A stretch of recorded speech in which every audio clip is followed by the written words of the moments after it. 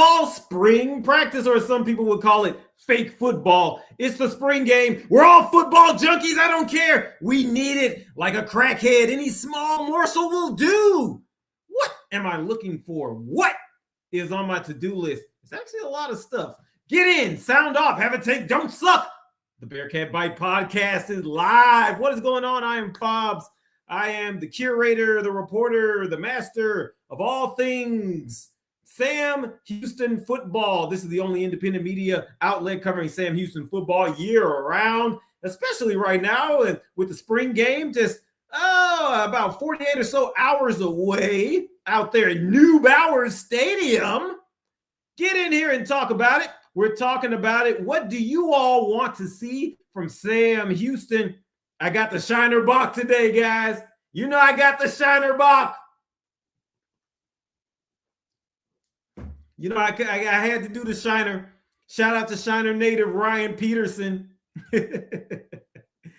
the top pitcher for Sam Houston football. He's really good. That guy's pretty good, man. All of our links are in the bio. If you want to subscribe to the newspaper, the newsletter, that is free. If you want to listen here, that is free. If you want to like, share, and subscribe right here, you can do that. You can also buy us a Cat's Coffee. Yes, it is spiked. It's got some of the fun stuff in there. Some of y'all have asked, is that Cat's Coffee spiked? It might be. It might be a couple of good things in there. Maybe something with the letters THC in it. I don't know. But yeah, go ahead and support what we do here. And a few of you guys have. Some of you guys have been donating, getting us a Spike Cat's Coffee, and we appreciate it. We appreciate all of y'all's support. Like and share. Tell people what we're doing. I love college football. I love Sam Houston. It's a place that, you know, my sister now makes $50 an hour. You know, my sister makes $50 an hour right now. So she has her main job. Her part-time job is paying her $50 an hour. She's a Bearkat alum. That work ethic, and she's an educator, all right? Counselor, school counselor here in Houston. All of that came from Sam Houston. So when her broke-ass older brother asked her for money, well, thank you guys. Thank you, Sam Houston alum. When her broke-ass Aggie brother asked her for money, I appreciate y'all educating her. So that's why I love Sam Houston. And, of course, I love college football. So why not cover some Sam Houston football? That's how it all started. You all don't really care about that. You want to talk about the spring game. What are we going to have? What should we be looking for? This is year 2. This is year 2 under Phil Longo, right? We'll get to your comments here. Go ahead and have a take. Don't suck. Let us know what you're thinking, what's on your mind. First off, let's jump into it. What are we looking for Saturday? Saturday at noon. It's not officially a spring game. It is more of a spring practice that we can see, but it is important. It is important because this is one checkpoint in the off season. You know, spring, it low key is the halfway point of the off season, right? The season ended in November, December, January, February, March, April.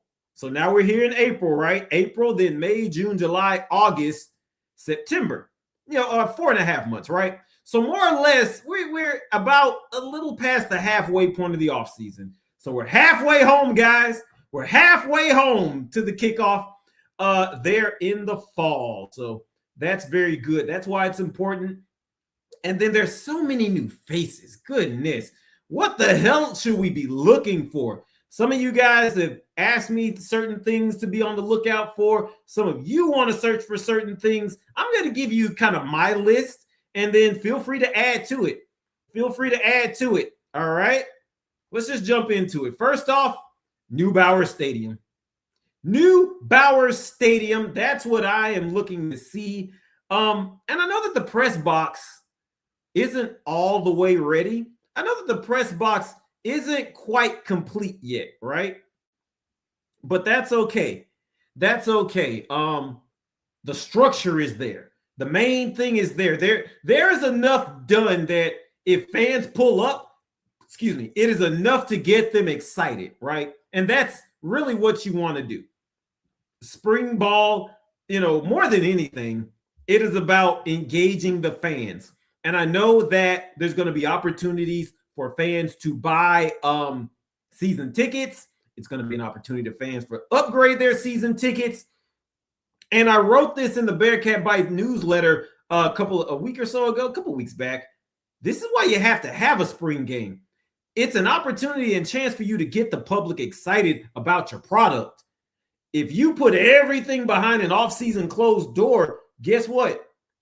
These people over here, they're not going to think about you. Why the hell should they think about you? You don't want to share anything with them, okay? Even at LSU. Now, Lane Kiffin can do that at LSU and think, well, they'll just show up. Yeah, do that enough years, though. Do that enough years, though, and then see what happens. You know what I'm saying? Do that enough years and see what happens. See what happens when, people start leaving early because you're losing and getting your ass whooped. They're not as invested because all off season, you were running this stuff like the goddamn Gestapo or KGB where nobody could see anything. There's no investment. So shout out to Sam Houston, even Texas A&M, University of Texas, some of the brave schools still having these spring games. And if you're Sam Houston, especially, it's a chance to get out here and see New Bowers Stadium. Okay. Now, it's not going to be all complete. It's not going to be all there, but that's okay. There's enough there to get fans excited, and that's what you want to see, right?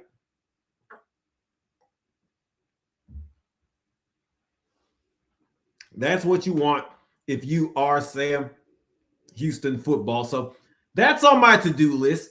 That's definitely on my checklist to walk around, poke around, look at it, touch it, feel it, make some notes, stuff like that, right? And then as far as the on-the-field product, now the actual roster and how it's going to look, I have it on my list. I'm going to try to speak with every defensive coach, every defensive position assistant coach, right? Not just Freddie Autry-Lindsay, the defensive coordinator, although I want to talk to him as well. Great guy. We've talked a couple of times here and there. But I want to talk to the defensive line coach. I want to talk to the safeties coach. I want to talk to the linebackers. I want to talk to all these guys. Because for me on the defense, unless your name is Brody Henderson, unless your name is D Ford, Dylan Frazier, I'll throw Tyler Bailey in there. A lot of you guys like Tyler Bailey. He transferred over from offense last year. And I like Tyler Bailey too. So I'll throw those names. That gives you somebody at every level. Unless you're those guys, who's going to start where? There's so many new faces. And every signee, we got excited January, February when these guys were coming in December. We started guessing what they would do, these names that started sprouting up, right? And a lot of them got some size. A lot of them look good. Brody Henderson, he looks jacked. General Sam sent me a couple pictures of him like, man, the transition from last year to this year, he's jacked, so that's got to be exciting. He was already a taller guy as far as defensive end, kind of nice wingspan, but now there's muscle on that. I'm excited to see what he's going to look like. But as the reason I want to talk to the defensive coaches is ask them, how far does the spring go in determining who is going to be on that depth chart? You know what I'm saying? How far? Obviously, it helps. It's a checkpoint. It's more data points. But how much do you buy into it? Maybe there's the set depth chart and somebody improves over the summer. They get with a strength coach. They get with start getting better on their own and they rise up the depth chart to a starter. How much of all of that plays into it? And then I want to ask each coach, with that being said, who are some of your standouts? Who are some of your standouts this spring? Because that's going to start to give us an idea. I'm gonna make an attempt. And this is going to be tough, especially the defensive backs. I'm going to make an attempt to project an early depth chart for Sam Houston. Now, we're not going to get the official one until the game. We're not going to get the official one probably until kickoff, but I'll take a stab at it for you guys. I'll take a stab. Keep sending the comments. I'm going to run down the list of what I have, and then we're going to read you off comments, okay? Keep them coming. Keep them coming. I see them populating. Shout out to you guys. Shout out to the burners. Y'all keep us going. We're nothing without you guys. But I'm going to try to project and see based on who some of the standouts are, right? Because we can kind of start to formulate a little bit. All of the names that we've been excited about, we can finally start to kind of see who's who, right? And then I want to know, where do you all want to see improvement from the unit of the defense that you're responsible for, be it the linebackers, defensive line, be it the defensive backs? I want to see how do you want to see them improve over the summer? I was at Texas A&M spring game last week, just talking to Coach Elko and some of those guys, and I excuse me, and I said that a lot of guys didn't play, some of them were nursing injuries.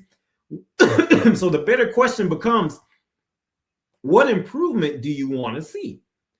So not only will we now have a depth chart, a framework of guys who we think are going to start, we will also have a framework of, okay, this is kind of the improvement that we should be looking for when fall camp comes. In August, when it's like 100 degrees because we've got global warming out here at that point. So we'll kind of know what to look for. So that's something that I am looking, that I'm kind of looking for. You know what I mean? And then, hold on. Yeah, we can go here. I want to see who the backup quarterback's going to be. Now, we had a couple of DJ Bailey truthers storming into the comments last week. Shout out to you guys. First off, even the haters, the people that love us, shout out to all of you guys, because each click counts as a view. It counts as one view, whether you're a hater or not. So shout out to you guys. But I know Mason Holtzclaw, there's the freshman they're looking and vying to back up Landon Locke, And again, what makes the backup quarterback race so interesting is it's pretty open. Phil Longo, he doesn't care if you're a true freshman or not. And that's one thing I got to give to the guy. If he has brought you in as a quarterback, you are confident, even though you're young, even if you're young and experienced, he's willing to work with you. We saw many times during the games when he probably should have been coaching, probably should have been looking at the actual game.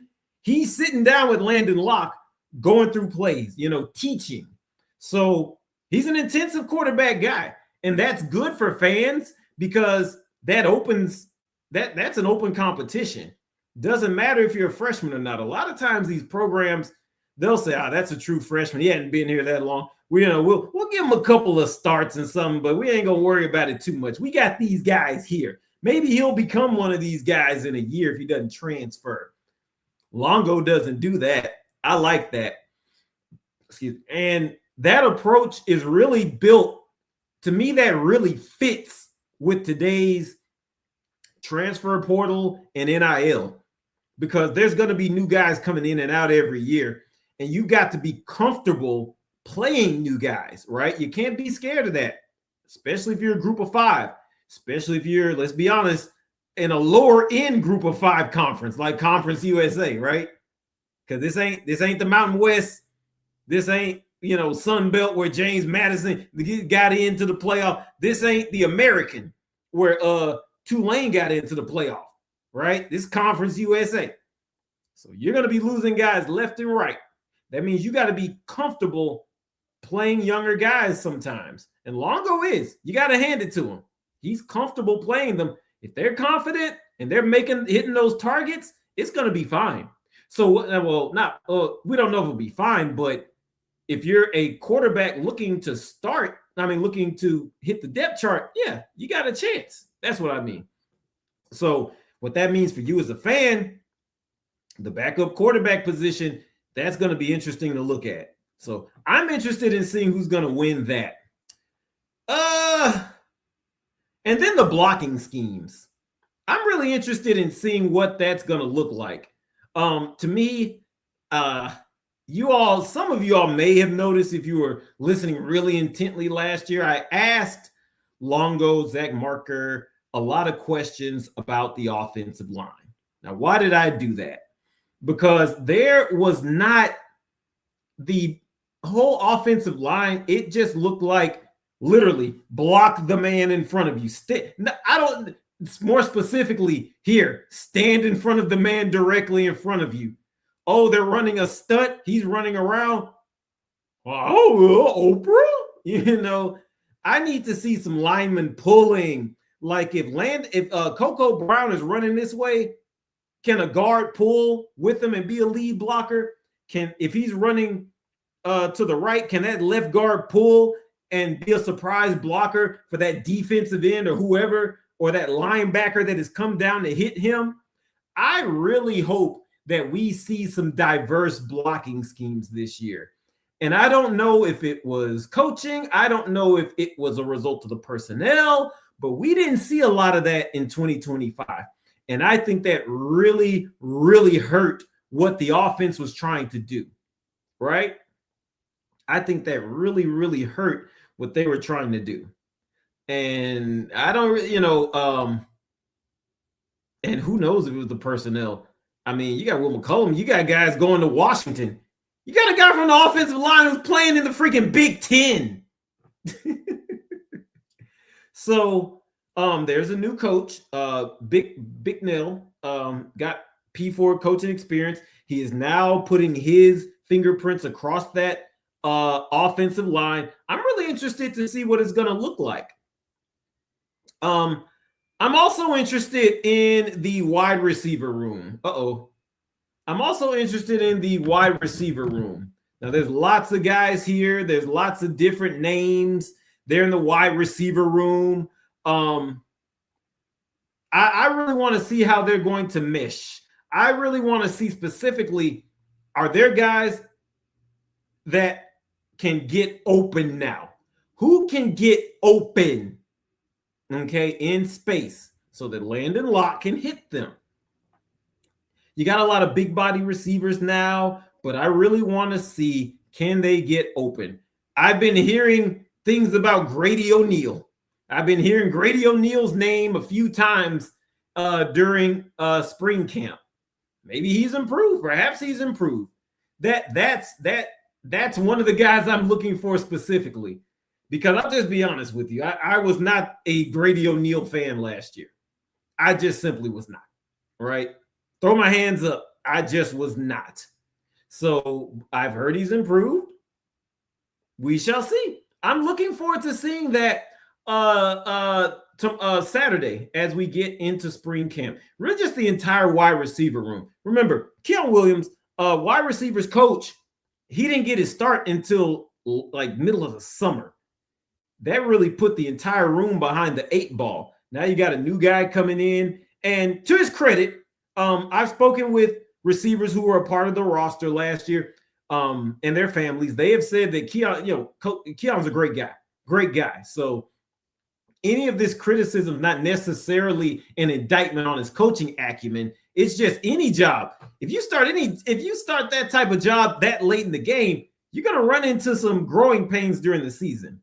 There has now been a full off season with him, and there is now an upgraded wide receiver room. So that mixed together, I'm looking forward to seeing how that works. To me, it should be an improved roster. It should be improved. So I'm looking forward to that. Overall, my thoughts. Overall, what I'm expecting to see, I'm hoping to see a much more comfortable roster. This is now a full year under Phil Longo. Remember, we talked to him. Now, Mike Craven and Dave Campbell, they're running with that quote that, it was the hardest year for Phil Longo coaching last year. We were the first ones here, Bearkat bites. If you recall, we were the first ones here to ask him that question after the FIU game. I asked him, what's a phrase for this season? And it kind of seemed like a weird question, but what I was really doing was asking Longo to summarize this, because it's been hard. But reflect while you're raw, just reflect. And he said, yeah, this has been the hardest coaching year I've ever had in all my years, and that's not making fun of him. That's not to say how or chastise. It's not a gotcha moment. That question was intended for me to take you inside the mind, take you really inside. And I mean, it was hard. We saw the tears after the UTEP game. Remember when they're trying to run, when they were trying to hold the press conference and they've got the music blasting from freaking UTEP, They're out there blasting their loud rap music after beating Sam Houston. That had to have been hard. And no, on one level, as a journalist and as a reporter, and I am a professional journalist, we get paid. I also write for the Victoria Advocate. So on one level, that content is great. That is the story that you want to see. That's what gets readers engaged. But on another, just humanistic level, you feel bad.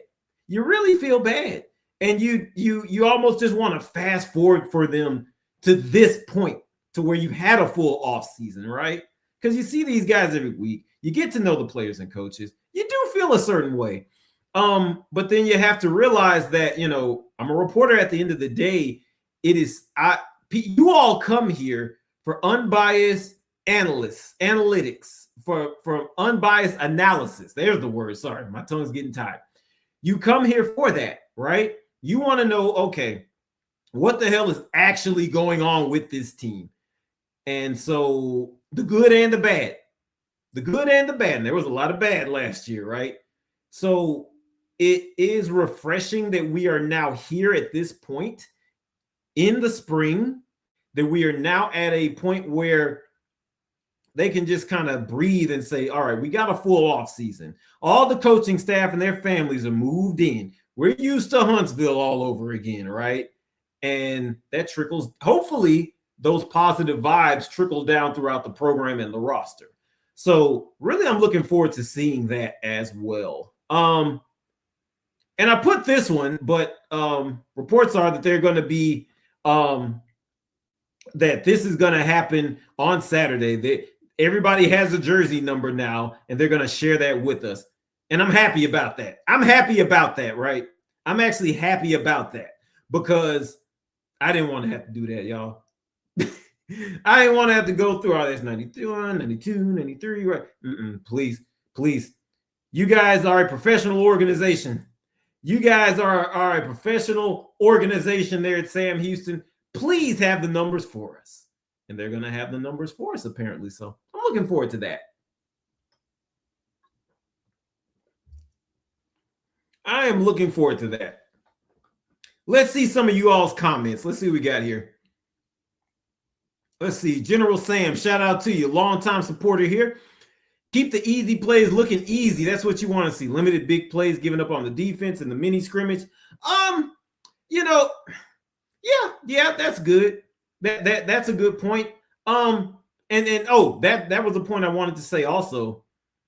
It's always kind of tricky evaluating spring, right? Like, if the offense looks good, does that just mean they're really good, or the defense is sorry? If the defense looks good, if they limit those big plays, is the defense really good, or is the offense just sorry, or did they not want to show a lot? I went to Texas again when I went to the Aggie spring game. Their biggest wide receiver pickup was the guy Isaiah Horton out of Alabama. And when they divided the teams, Marcel Reed, the starting quarterback, and Isaiah Horton, who's going to be the starting receiver, he looked really good. Those two were not on the same team. So it was really hard to get a read on Reed. It was really hard to get a read on how the offense would really look, because they were on separate teams, right? So that was kind of hard. They literally just divided them up into two different teams for the spring game. That's what happened.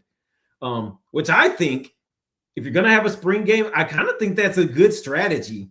Let's split up the best players so that our fans, they're seeing what's happening, but you're not going to see the full picture because all the starters aren't together. That's kind of a good strategy.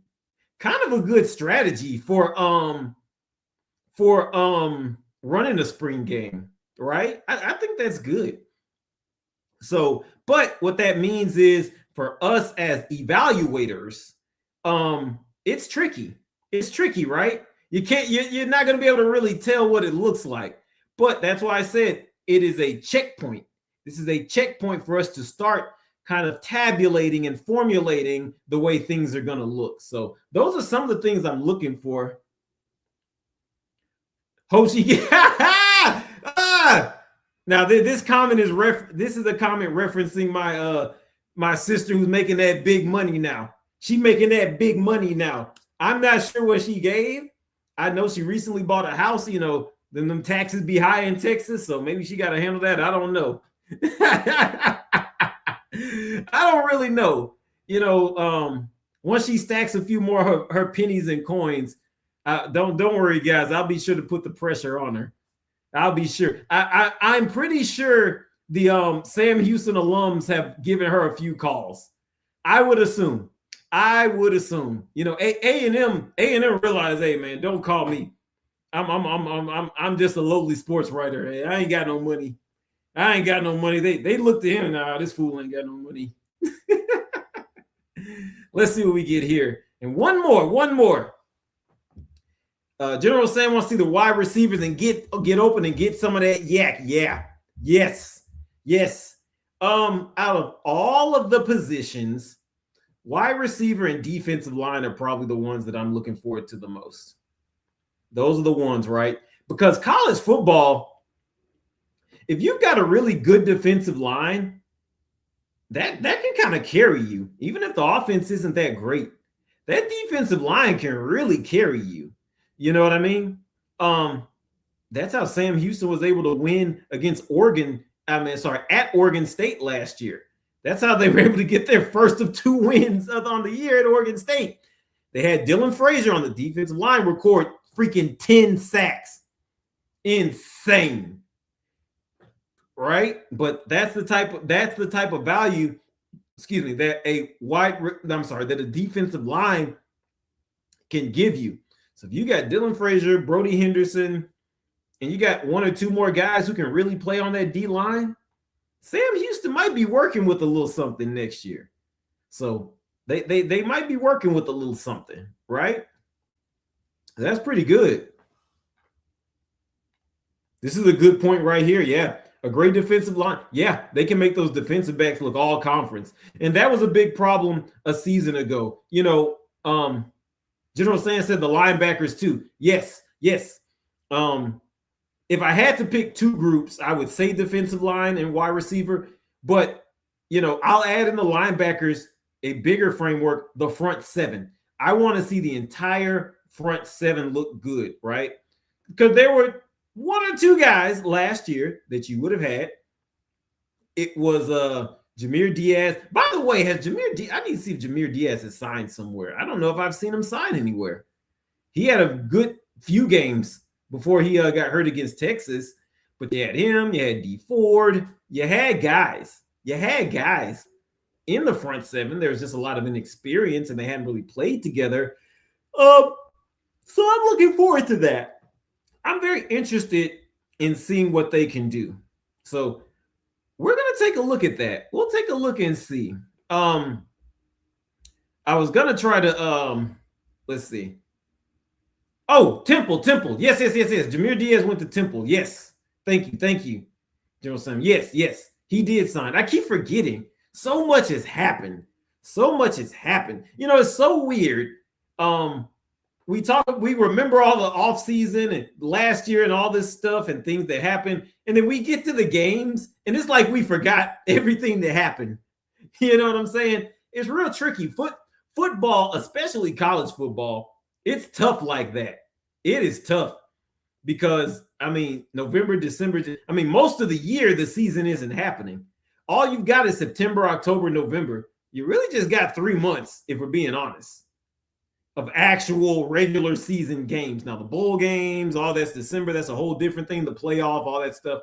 But as far as the actual games where everybody and mama is playing, it's really just 3 months. That's just 25% of the year. I remember my wife, we were married last year, and this was her first year with me covering college football. And we got to November, and she was like, "What? That's it?" After the FIU game, I was like, "Well, that's it." He was like, "Really?" Like, "Yeah, that's the season." She was like, "It feel like it just started." Like, "Yeah, welcome to college football."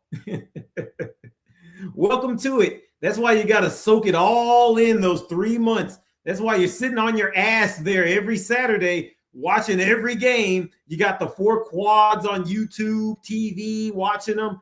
Because once it's gone, it's gone. And you have this little empty feeling, right? And no matter how much you drink during the holidays, it can't take it away. I was also going to, we're also efforting. I am efforting doing something with you guys. Now we got to see when the start times are. We got to see when the game start times are. We're efforting doing something with you all. Maybe we'll meet up at one of those places in Huntsville. Me, you all, the burners, we'll do some of this and just kind of drink, kind of talk about the team. Maybe we'll do a post-game show at a bar or somewhere. I'm efforting. I'm efforting something because you guys support the hell out of what we do here. Like I said, when I started this a couple years ago, I had no clue that there would be hundreds of people subscribed and engaged every week into what we're doing. Like I said, I had a sister who making that big money at Sam. My god sister went, my cousin, I've got family members there, and I love college football. I just wanted to start it. I had no clue how many people were going to be involved. You all have supported it. So we want to give back. We want to do something. We'll see. We'll see. I'm not making a promise right now. Can't do it this weekend because you guys, a lot of you guys aren't married. When you get married, you're going to learn one thing. You gotta keep wifey happy. Happy spouse, happy house. It's not really happy wife, happy life. It's not that. Happy spouse, happy house. I am happy on Saturdays in the fall when I go and cover football, but that means guess what? I'm away from the house a lot of times. Pretty much from August through the end of the year, pretty much, or September through the end of the year. I'm away. I'm not really there. I'm covering the games. I'm interacting with you guys. So happy spouse, happy house means you got to cover, when there's no football and things like that or official football, you got to make sure stuff is good. We have a church ministry, a marriage ministry that we run. We don't run it, but we're a part of it, like this marriage group. So I got to get back to Houston and do that after the game. So, I figure the game starts at noon, maybe it'll be over about 2:00, take about an hour to get all these interviews. We're going to try, like I said, we're going to interview as many coaches as we can. We're going to try to interview as many players as we can as well. And then after that, got to head back. And then I got to write this stuff for you guys. I got to head back and then write this stuff. And then I got to go to the marriage ministry, right? I want to try to have something for you guys Sunday or Monday the following week. So next week, we might do a couple Bearkat bites.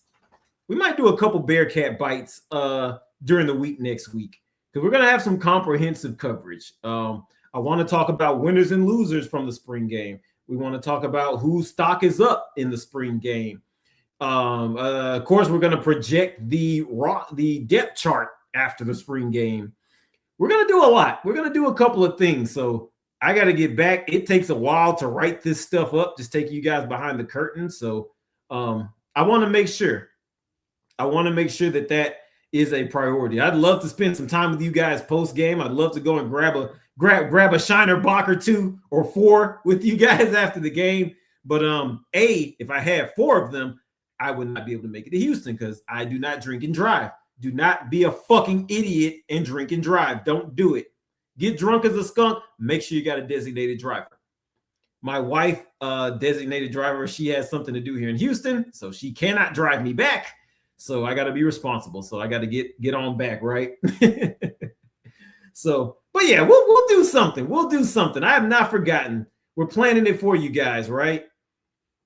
Oh man. And while we're on the subject of giving you guys some game, now I'm a big Tennessee Titans fan. Some of you all may or may not know that. I'm a big Tennessee Titans fan. I'm aging myself a bit.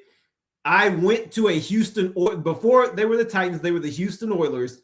When I was a young kid, I went to a Houston Oilers game in the Astrodome. I still have the old Oilers pom-pom, and they were singing Houston Oilers. I remember the old song and all of that. So I've been a Titans. I've been a Oilers Titans fan a long time. Mike Vrabel, probably the best coach we've had. He is not probably. He is the best coach. He is the best coach they've had since Jeff Fisher. I was gonna say he's better than Jeff Fisher. Nah, Jeff Fisher got us to a Super Bowl, but he's easily the second best coach. And some of y'all may have heard that he was out here talking to Diana Rossini with the she writes, let's just say The Athletic, but the New York Times owns them. So she was working for the New York Times. They got caught holding hands. They got caught out here holding hands together.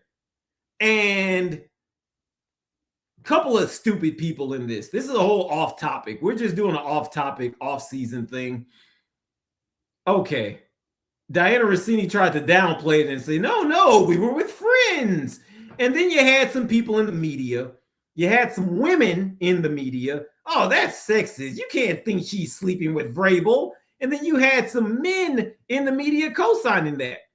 You had some men out here saying, well, we don't really know what's happening. Is this even an adults-only hotel? Bruh. Okay, let me tell y'all something. Diana is married, not to Mike Vrabel. Mike Vrabel is married, not to Diana. If you out here holding hands with somebody you ain't married to, use common sense. That's a problem. Now, when you all get married, you all have female friends and things like that. Let me give y'all a rule of thumb, because I don't want to say, oh, I'm a public figure or anything like that, but I'm out here. I interact with you guys. Some of our readers are women. You know what I'm saying? And I talk to other women on a professional and level, like we're talking right now. I always ask myself when I'm interacting with women, especially if my wife's not there, okay, if my wife were just to show up, just pop up out of nowhere, would I have to start splaining? I.e., if Mike Vrabel's wife saw him holding hands with Diana Rossini, oh man, we'll see what had happened. What had happened? If you think that might start happening, you probably don't need to be doing that with that woman. When you all get married and you got, you interact with women, always ask yourself, if my wife pulled up, would I have to start explaining if she saw what I was doing? You see a woman, you doing a little side hug, or you doing that big front embracing hug. What you doing? See, Oprah? Yeah, nah, that's a problem. And now it has come out, bro, this has been happening for a while. They've got the Titans coach out here. They got pictures of them. They were at some bar in New York on the early wee hours in the morning of March 11th of 2020. Again, holding hands. Mike Vrabel looks drunk. You can go find the picture. They're still there online. I don't have any links here. We're not going to post links. You can find it online. But she over here giggling. Again, if your wife pulls up, her legs in between yours at a bar, you leaned in, she laughing, that might be a problem, homie. That might be a problem, player. Okay? And what's crazy about March 11th, remember, if you all remember, that's the day COVID started. March 11th, 2020. That is the day that COVID really got kicked off in America. That's when the powers that be admitted, all right, yeah, it's COVID time. We're going to have to shut some stuff down. That's what that is the day stuff started getting shut down. So this man was out here the day COVID got kicked off. And then there's another picture, right, from 2024. This man is down there in Biloxi, Mississippi, in a casino with Diana Rossini, same woman. Now, what's interesting about that picture, that was right after the Titans had fired Vrabel. That's right after they had fired him. So he went down there to the casino I guess that's what it was, man. You know what? I got fired. I'm finna drink my cares away with my little side chick, with my little jump off. And some people have said, well, why was he in Biloxi, Mississippi? Does he just love the casinos? Well, I've been through Biloxi. I used to work in Mississippi covering sports. Right over in Biloxi, it's not that far of a drive from Mobile, Alabama. Now, in Mobile, Alabama, that's where they have the Senior Bowl. This is around the time that he was caught in Biloxi. So Mike Vrabel likes to get out here. He like being around chicks after his job. He like cheating on his wife after he punched out for the day. After he clocked out, he go straight to his jump off. And let me tell you why. Because at the first, let me tell you why I think that. Go back to when they were caught at that hotel in Arizona. Why was he in Arizona? That's the NFL owners meetings. That's when all the head coaches, you know, that head coach picture that they have every year, that's when they go and do it. Again, this man left his job and went over there, hollered at his little honey dip. Let me tell y'all something. Let me tell you guys something. You know, whether or not you get married, I'm not here to tell you whether or not to get married. This is not some manosphere podcast. I'm not red pilling that garbage. No, to each their own. But I will say, man, if you get married and you decide to cheat, I'll give you some advice. I'll give you 3 things that you should do. One, make sure that whoever your side chick is, she's on the other side of town. Now, it looks like Mike Vrabel did that. He followed those rules. He was in Nashville, and he was up in he lived in Nashville with his family. He was cheating up in New York, right? That was 2020. And then this year, he's in New England. He was all the way out in Arizona. So the side chick should not be down the street. Secondly, do not get the side chick pregnant. We just having some real talk right here with the burners. All right. We just having some real talk with y'all. Do not get the side chick pregnant. Now, he didn't do that. And that's good too. 3. Now, I don't know if he was doing this, but never spend more on the side chick than you do on your wife. Do not do that. Because if you get caught and you spending more on the side chick, that's just going to take the wife's anger to a whole nother level. Oh, you spending all this on this chick, blah, blah, blah. But if you spending more, on her than the side chick, she's not going to like it, but she could kind of see it. There's an opening there for you to get back in her good graces, right? And then another one, this is kind of out of left field, but I've always said this. Now, with this one, first of all, you need to accept if you have cheated and you get caught, bro, you're not going to get out of this clean. You're not going to get out of it clean. She might let you back in the house, but it ain't going to ever be the same. All right? Accept that off the bat. You have been caught. You ain't going to get out of this clean, homie. She might forgive you. There might be reconciliation, whatever. You ain't going to get out of it clean. If you get caught, you should all just say this, honey, I'll answer all your questions. I'm going to say all of that. But I have one question. Have you read the book, A Series of Unfortunate Events by Lemony Snicket? Book the first, The Bad Beginning. What? What they got? No. I'll answer every question, but I have to ask, have you read that publication? Because what I have to say to you will not make sense. What? The reason you do that, and if you think about it, when you cheat, the things that led up to it, it literally is a series of unfortunate events, So if you all remember that book from grade school, Lemony Snicket's A Series of Unfortunate Events, ask her, has she read it? That's just gonna throw her off. It's just gonna daze her. It's just like when you're in a boxing match, right? You want to confuse and mess up the opponent, right? As soon as they're confused, that's when you got your opening, right? So first of all, you've been caught. So any of y'all thinking, man, that ain't gonna do nothing. That ain't gonna help. No, it will. But first of all, go back to my main point. You're not gonna get out of this clean. You have to accept that right now. So if you're going to stay and you're going to try to make it work, all you got to do is say, hey, babe, I'll answer everything. But have you read A Series of Unfortunate Events by Lemony Snicket, book the first, The Bad Beginning?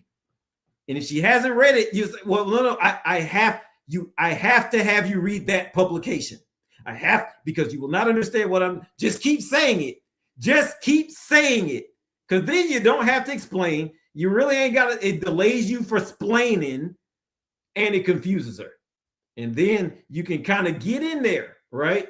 It sounds weird. Try it.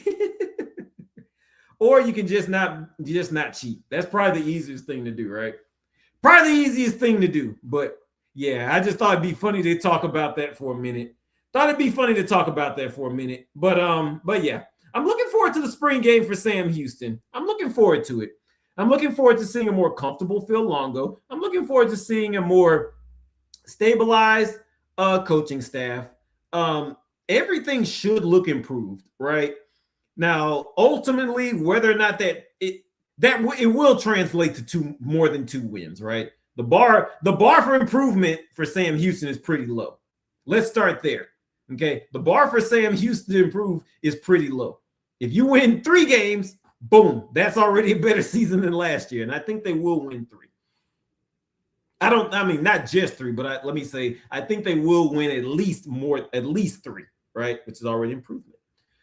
So we'll see. I'm looking forward to it. So if you guys see me, say what's up, fist bump, whatever. I'll do one of those to you. Shout out to you guys. But yeah, I'm gonna go ahead and work on some more sports writing stuff right now. You all be safe and take care. We'll see you next time. All college football is good college football. We'll see you.